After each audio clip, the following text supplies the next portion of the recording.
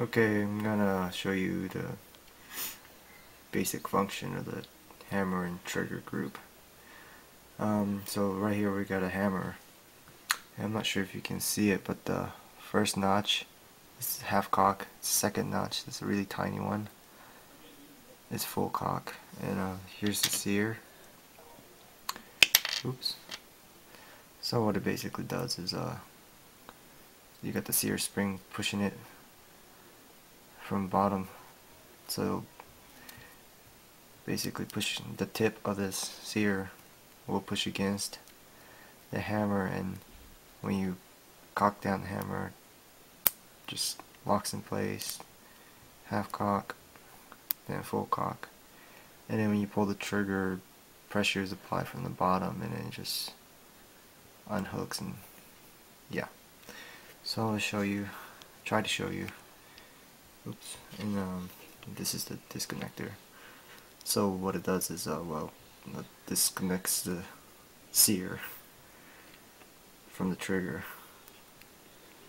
and I'll show you what I'm talking about in a minute. So here you go. So it goes in like that. So you cock it, half cock, full cock, and you would pull the trigger, and then basically it unhooks. And what the disconnector is for is, once you have a trigger pulled and the slide moves back, there's not going to be anything to catch the hammer. So if you have the trigger pulled and, well, the gun cycled, and it's not going to do anything, you're going to have to cock it back again. So it'll be like a single action. It is a single action, but it would be pointless to have an automatic weapon that does this every single time you shoot. So what Browning did is he made a disconnector. So what it does is, upon firing, when the slide moves back, the disconnector will be, the tip of the disconnector will be forced downwards, which disconnects this piece, disconnector, which is pressed by the trigger. It will disconnect it from the sear, and the sear spring will force it back into original place and allow it to cock while the trigger is fully pulled. And when you release the pressure on the trigger, then basically the spring will force it back in its original place, and you're good to go again. So I'll put it back and show you how it works in action. Okay. Put the trigger in first.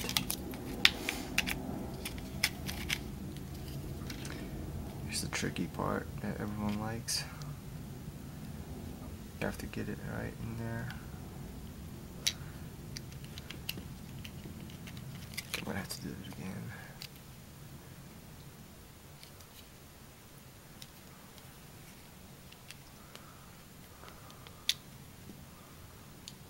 And hopefully that's aligned.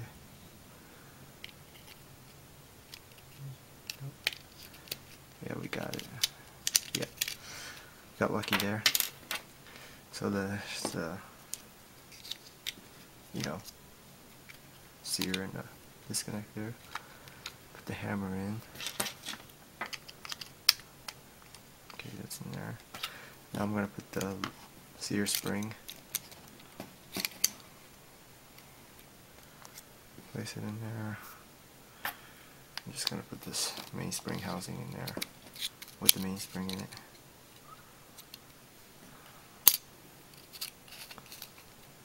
Press it. Mainspring housing retainer pin. So that's good. Oops, no it's not. Let me do that again, sorry.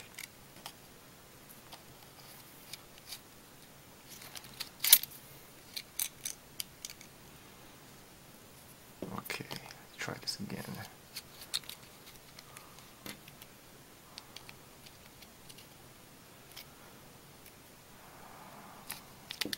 Okay, now it's in there. Okay, so half cock, full cock. It's really hard to see it, but pull the trigger and basically the sear on hooks. And notice that the trigger's pulled all the way, and well, that's what it's gonna do without the disconnector.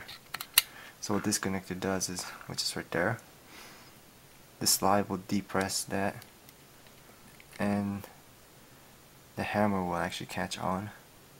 I mean, the sear would catch the second notch on the hammer while the trigger is being pressed, and you release the trigger. The middle spring will force the trigger forward and also force the disconnector up and into its original position, so you can do the same cycle again. So let me show you with the slide on. So it's cocked, fire, keep the trigger pulled, force it back, oops, yeah, there we go, and then goes back in the original place. So yeah,